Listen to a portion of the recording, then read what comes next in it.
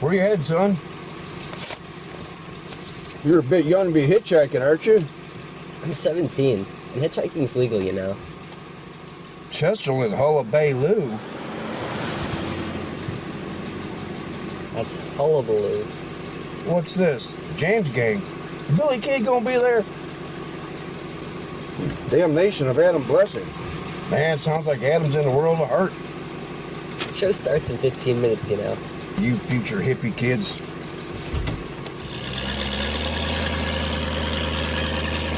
The bottom line is when the song comes out of the speakers or out of your dashboard or wherever, does it make an emotional connection with you? Well, what the Beatles did, and even the Stones, the Beatles, I think they did a lot of Chuck Berry. You know, they reintroduced Chuck to the white audiences. And the Stones, which were more bluesy, Arthur Alexander, and both covered Arthur Alexander. And he's another one of my all-time favorites. And I remember I read that he was driving a school bus in the city of Cleveland, and I was making plans to go find him, and he ended up passing away. But he had just had a comeback album. But yeah, I mean, those guys, you know, introduced the American audiences to what was already here, to what was being ignored. And that's a huge contribution. You know, they came over and conquered America, and I know at first those musicians were like, okay, we're out of a job. But in the end, the respect that the Stones and the Beatles and the Hollies and everybody else paid to the American bands, it worked out.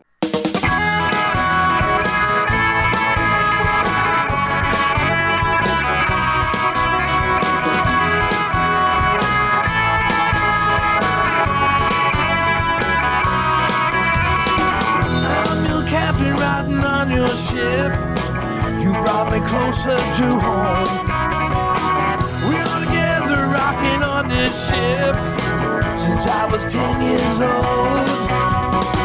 Back in 1955, when Oates was young, man, I wish you were still alive. He lived and died. Please, please me, I've been searching for the last code to get by with a little help from my friends. In this revolution, with a little help from the dead. Back in 1969, when Jimmy was young, man, I wish you were still alive. He lived and died for rock and roll. Man, I've given you my soul. Rock and roll. Man, you know you changed the world.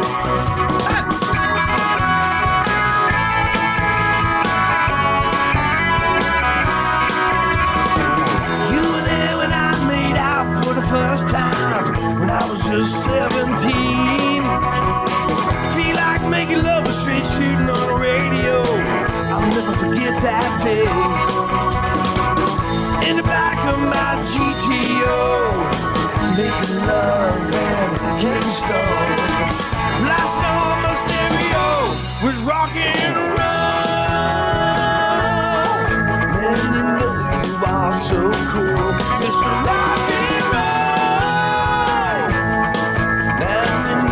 change the world.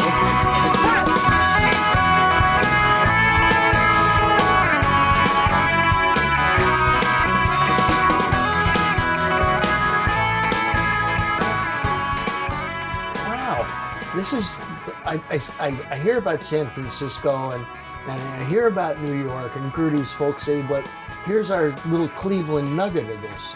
To me, that was success. We had a record on a real label that played it on the radio.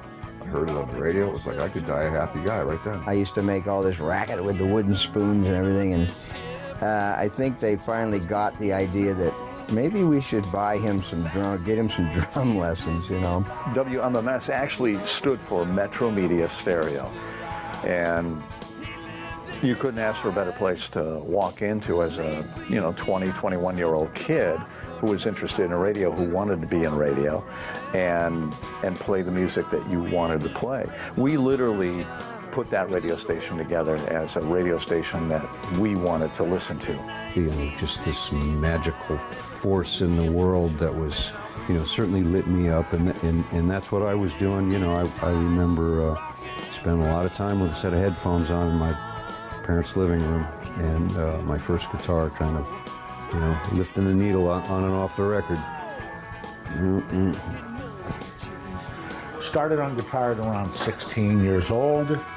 Finished school at the magnificent Copley High School and left for Los Angeles at 18 years old with $1,000 and one Les Paul guitar. One night, Phil and I were in my parents' house, and we had the encyclopedias out. So we said, let's just take one of these books out, these green books, and open a page and point, and whatever we see is going to be the name. And we pointed at, it said Novel of the Year 62 by Truman Capote. And in my book, it said The Glass Harp, and it really was a book called The Grass Harp, and then, which was made into a movie in the 90s. But that's that story. That's how that happened. It was 1957, and the rage in furniture was blonde Swedish furniture. So my parents got some, and with that there was a hi-fi set, and there were a couple of records that came with it. And they said, Terry, when we leave, we don't want you playing with the hi-fi set. So as soon as they left, I went right to the hi-fi set, dropped a record down, put it on. It was Benny Goodman playing the Bugle Call Rag, and it just blew me away. I was just not happy. I mean, I was doing it because my dad wanted me to do it, but I really didn't want to. So finally he asked me what was wrong, and he said, don't you want to be an accordion player? And I said, no, Dad, you know, I don't, because I'm thinking to myself, this is my chance. I mean, if I don't. And he said, what do you want to do? And I said, I want to be a drummer. But for the aspiration and being on that stage at the Gore, that was a big deal. You know, if you got there from a local level, big deal, big deal. You know, they were great. Hank, great people, great family, the Conti family. Every club I opened, I always opened with Todd, Southside Johnny, and the Outlaws. It was always Friday, Saturday, Sunday. But Todd opened every club that I built. They went on to have a pretty nice career, and they also became the Outsiders and had a national #1 record if Time Won't Let Me. And I came back and did the album for that. But at that moment, I was this young, even the sax player was a year or two older than me, you know, amongst men. These were people with families, you know. And I'm here and I don't know much. I'm 16 years old in a couple of weeks. But something happened in that week in November of 1963. I heard the Beatles. Well, something's making that music. I'm not sure I care to find out what it is.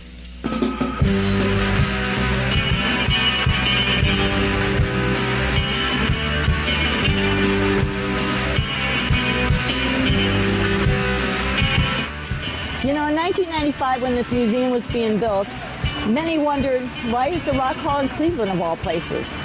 Well, I set out to answer that question. It only took 4 years, some 300 personal interviews, and 600 pages to get it done. Starting with Alan Freed in 1951 when he came and started spinning his R&B records and calling them rock and roll.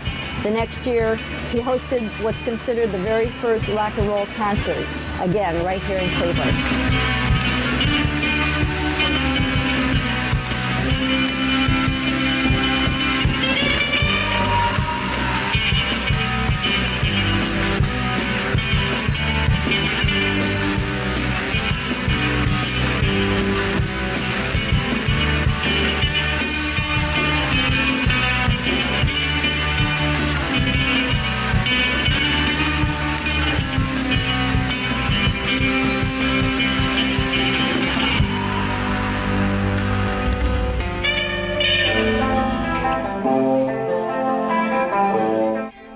Cleveland rock and roll, from the 60s to the 70s. Groups like the James Gang, Damnation of Adam Blessing, the Raspberries, and of course, MSB, Michael Stanley Band. Timeless music that came full circle, like this record store, and many others throughout the North Coast. This film is a collection of interviews with some of the best-known Cleveland artists who were there when it all began. This is their story.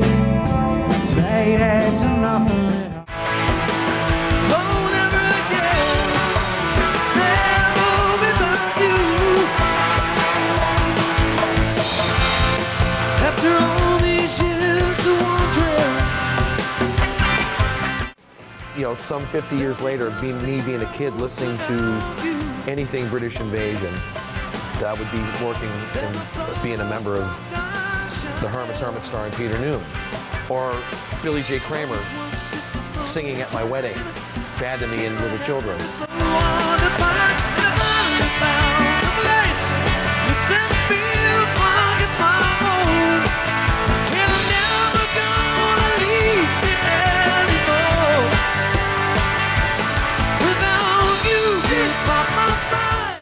Or, you know, working with Eric Carmen or working with Leslie Gore. Or, you know, it's hard for me to comprehend sometimes, and I still think that I'm that kid pestering Love Affair about joining their band. And here I'm actually working with people that I've actually owned the records and listened to and idolized, and it's I can't complain. It's a great career. I hope to hang on to it for a few more years longer.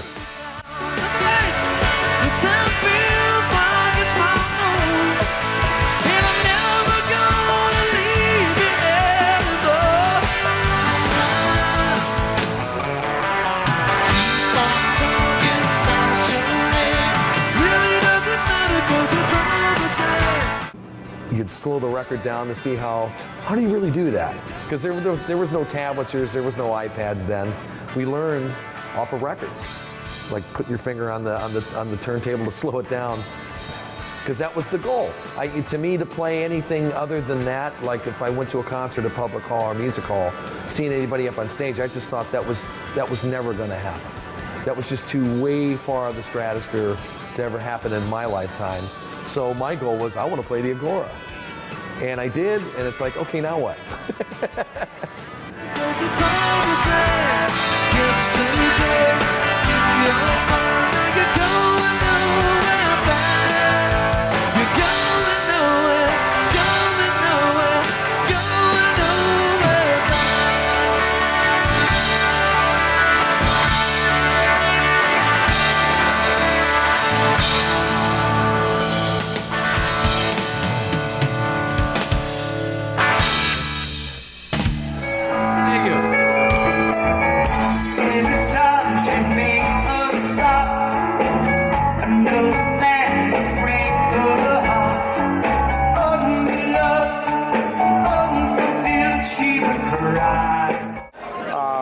Sometime in high school, I was already starting to write songs, and then the Carole King Tapestry album had come out, and I just loved the sound of the album and everything, and I started teaching myself piano. Piano was in the house because my brother had played it.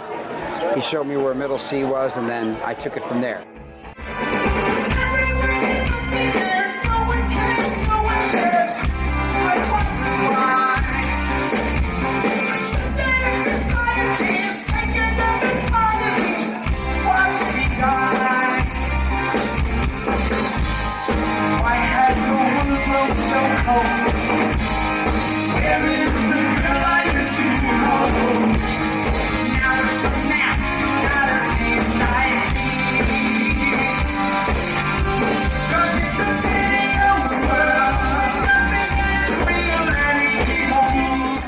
Well, as I said before, I think music in especially the late 60s and early 70s, it was kind of like Cleveland was its own little Liverpool. There were so many groups making great original material, even if they were playing clubs and playing other people's material, you know, to get where they were at. And I mean, you know, look at the guitarists that you had around at that time. They're playing multiple. Joe Walsh, Wally Bryson, Bob Calamas, Phil Kagi.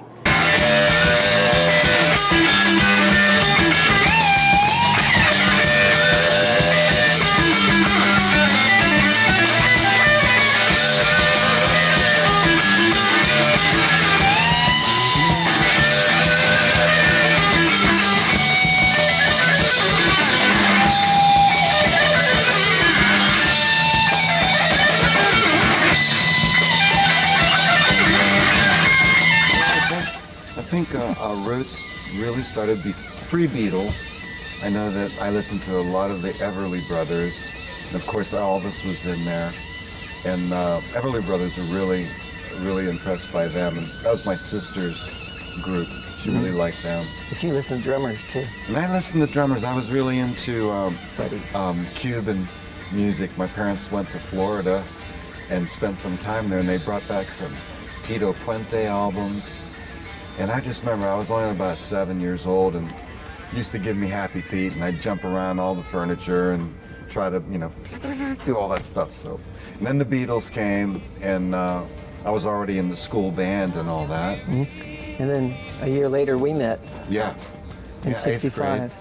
John and I met in 1965, and I believe I first saw you play with the Poppy around 1967. Yeah, okay. That's about right. Mm-hmm. And so we go back to the 60s together. Mm-hmm. I was listening to my brother's records as they brought them home when I was just a little kid. And Johnny Ray was a favorite of mine. But that's before I realized I was into music. I was just into, I guess, the drama in his voice or something. But Elvis, man, when Hound Dog came out and those songs all shook up too much, I love the guitar playing on there. And I had a ukulele, and I used to, get in front of my dad had a camera, and he would take movies back in those days. And I'm in front of the Christmas tree playing, doing all the Elvis moves. Or Forrest Gump, one of them, I was doing something like that. And then I started getting serious.